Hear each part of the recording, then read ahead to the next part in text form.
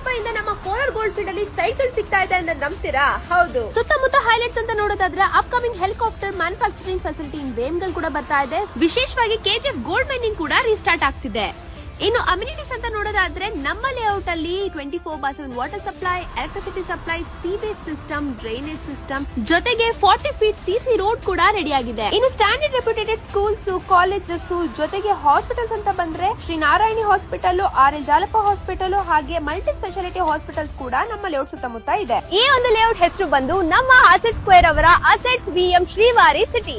Layout right side ಹೋದ್ರೆ Srinivaspur road ಸಿಗುತ್ತೆ, ಹಾಗೆ ಲೇಔಟ್ ಲೆಫ್ಟ್ ಸೈಡ್ ಹೋದ್ರೆ ಕೋಲಾರ್ ರೋಡ್ ಸಿಗುತ್ತೆ. ಈ ಒಂದು ಮೇನ್ ರೋಡ್ ಅಟ್ಯಾಚ್ ಆಗಿ ನಮ್ಮ ಲೇಔಟ್ ಮಾಡಿರೋದು. ಇನ್ನು ಡಾಕ್ಯುಮೆಂಟೇಶನ್ ವಿಚಾರಕ್ಕೆ ಬಂದ್ರೆ ರೇರಾ ಅಪ್ರೂವಲ್, ಡಿಟಿಸಿಪಿ ಅಪ್ರೂವಲ್ ಹಾಗೆ ಪ್ರತಿಯೊಂದು ಇಂಡಿವಿಜುವಲ್ ಸೈಟ್ ಕೂಡ ಈ ಖಾತೆ ಆಗಿದೆ. ಜೊತೆಗೆ ಡಿಸಿ ಕನ್ವರ್ಷನ್ ಕೂಡ ಆಗಿದೆ. ವಿಶೇಷವಾಗಿ ಓವರ್ ಹೆಡ್ ಟ್ಯಾಂಕ್ ಕೂಡ ರೆಡಿ ಆಗಿದೆ. ಇನ್ನು ಡೈಮೆನ್ಷನ್ಸ್ ಅಂತ ನೋಡೋದಾದ್ರೆ ನಿಮಗೆ 30-40, 30-50 ಹಾಗೆ ನಾರ್ತ್, ಸೌತ್, ಈಸ್ಟ್, ವೆಸ್ಟ್ ಎಲ್ಲ ಡೈಮೆನ್ಷನ್ಸ್ ಅಲ್ಲೂ ಕೂಡ ಅವೈಲಬಲ್ ಇದೆ.